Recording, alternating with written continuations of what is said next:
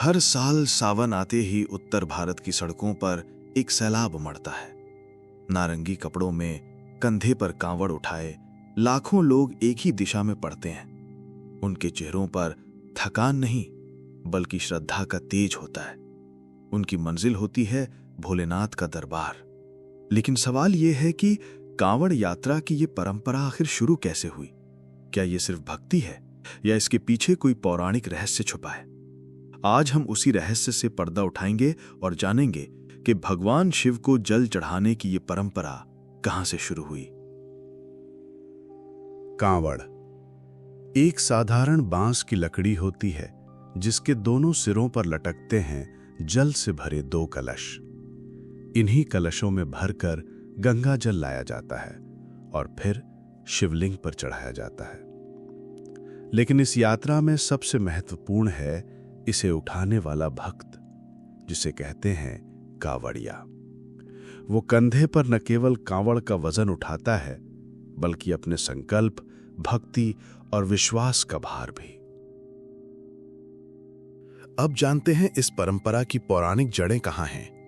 हिंदू धर्म की सबसे प्रसिद्ध कथाओं में से एक समुद्र मंथन। जब देवताओं और असुरों ने मिलकर समुद्र मंथन किया, तब अमृत से पहले निकला एक खतरनाक जहर, हलाहल। वो इतना घातक था कि पूरी सृष्टि नष्ट हो सकती थी। तब देवताओं ने प्रार्थना की और भगवान शिव ने वो जहर स्वयं पी लिया। उन्होंने उसे अपने कंठ में रोक लिया, जिससे उनका गला नीला पड़ गया और वो कहलाए नीलकंठ। लेकिन जहर की गर्मी से उनका शरीर जलने लगा। इसी अग्नि को शांत करने के लिए देवताओं ने शिवजी पर गंगा जल चढ़ाया। यहीं से शुरू हुई भगवान शिव को जल अर्पण की परंपरा। कुछ मान्यताएं कहती हैं कि पहली कांवड़ यात्रा भगवान परशुराम ने की थी। उन्होंने हिमालय की गोद से गंगा जल भरकर लाया और उसे शिवलिंग पर चढ़ाया। कुछ मानते हैं कि उन्होंने ये जल बाबा बैद्यनाथ धाम, देवघर, झारखंड में अर्पित किया था और तभी से सुल्तानगंज से देवघर तक की यात्रा पवित्र मानी जाती है।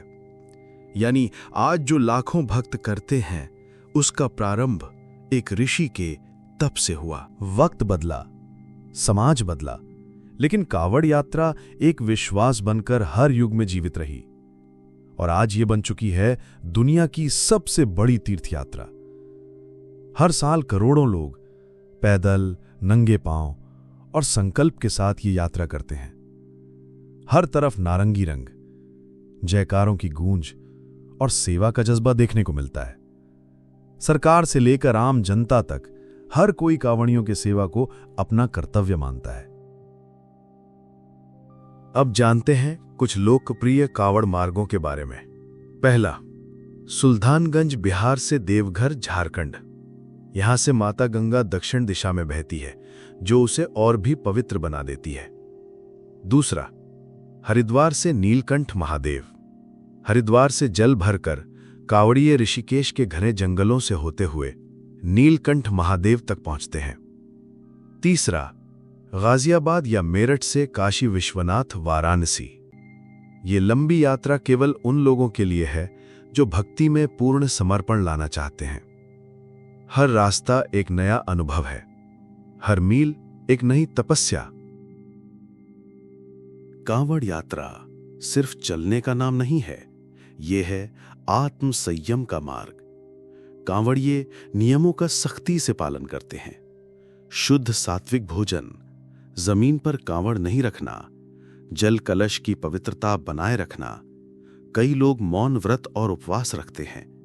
कुछ लोग करते हैं डाक कांवड़, जिसमें वे दौड़ते हुए यात्रा पूरी करते हैं ताकि भगवान शिव को जल्द से जल्द जल चढ़ा सकें। इस दौरान उनके कदम थकते नहीं, क्योंकि उनका मन भोलेनाथ के चरणों में होता है। तो अगली बार जब आप सड़क पर एक नारंगी वस्त्रधारी को कांवड़ लिए जाते देखें, तो समझिए वो सिर्फ एक यात्री नहीं बल्कि एक तपस्वी है। वो हर कदम पर अपनी भक्ति को सिद्ध कर रहा है। कांवड़ यात्रा एक प्रतीक है श्रद्धा, संयम और समर्पण का। शिव का जल नहीं भक्त का प्रेम, प्रयास और आस्था चढ़ती है। अगर ये जानकारी अच्छी लगी तो वीडियो को लाइक जरूर करें। कमेंट में बताइए, क्या आपने कभी कांवड़ यात्रा की है या करने का मन बना रहे हैं? ऐसी और आध्यात्मिक कहानियों के लिए फैक्टरूम टीवी को सब्सक्राइब करें। हर हर महादेव। जय भोलेनाथ।